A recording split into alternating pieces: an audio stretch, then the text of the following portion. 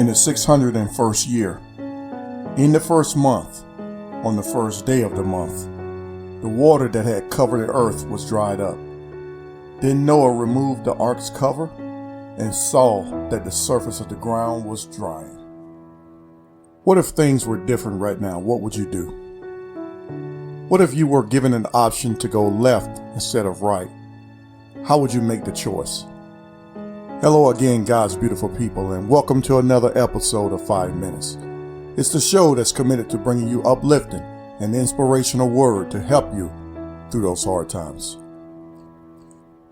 Could you just imagine the thoughts that may have been going through the mind of Noah as he felt trapped inside the ark with his family that were probably getting on his nerve, and then a bunch of smelly and stinking animals to boot? Imagine what he felt the first time when the ark came to a halt as it rested on the Mount of Ararat. Think of the restlessness that must have gripped not only his mind, but that of his family as well. Is it even possible to imagine what they experienced? And think of this: what if Noah would have opened the doors of the ark before it was time? Today, most of us have what they call cabin fever. We're tired of staying inside of our homes where it's safe and sound. We're tired of spending hours and days with our family because they're beginning to drive us up the wall. We're tired and we want to get out among the crowds of people who seem like they're having a good time. And we're tired of waiting on God. Think about what could have happened if Noah would have gone with his emotions and opened the door of the ark. Not only would he have put his life in jeopardy, but the lives of his family would be as well.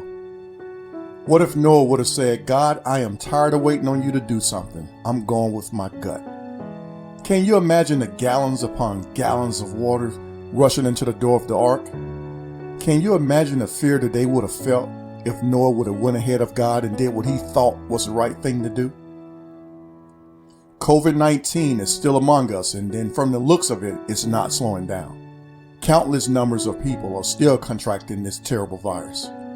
Yet we want to rush ahead of God's plan. We're tired and we want things to get back to normal, and we want it right now. But what if we decide to wait on God and stay indoors where it's safe and sound and secure? What if we just for a moment as a people take and listen to his voice as he speaks, "Not yet"? What if we all just exercise a little bit of patience and faith? God has told us on a number of occasions to have faith, to be still and know that he's God, to trust that he's in control. The ark came to a standstill on top of a mountain, yet in faith, Noah waited patiently 40 days before he could finally open the hatch. And then once he opened it up, he sent forth a raven that remained outside flying aimlessly back and forth. That raven can probably represent those who are so excited to get out from the prison that they don't care where they go. Those who are without God wander around aimlessly as well until they find a place that fits their agenda, or they find familiar company to hang out with. But in faith, Noah shut the hatch and patiently waited again for 7 more days before he released a dove. The bird flew out but found no place to rest, so he returned to the place that he knew that would provide a covering for him. Then after the next 7 days, Noah once again sent the bird out, but this time when he came back with a promise of dry land, a promise that God was still in control of the situation.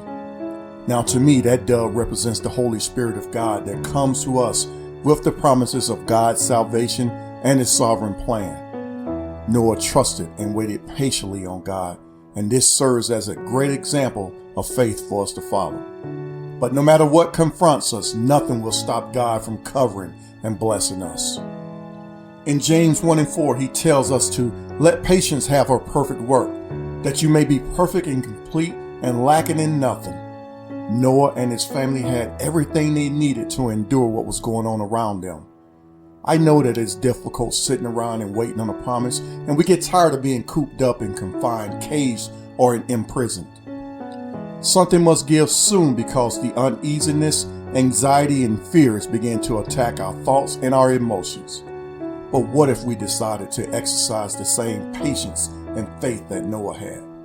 What if we just for a moment sat back and trusted in God? What a dynamic example of faith in God and patience that Noah displayed for us all. Well, that's my time. I pray that you all have a blessed week. And God remember Noah and every living thing and all the cattle that was with him in the ark. And God made a wind to pass over the earth and the waters receded. One love, 5 minutes.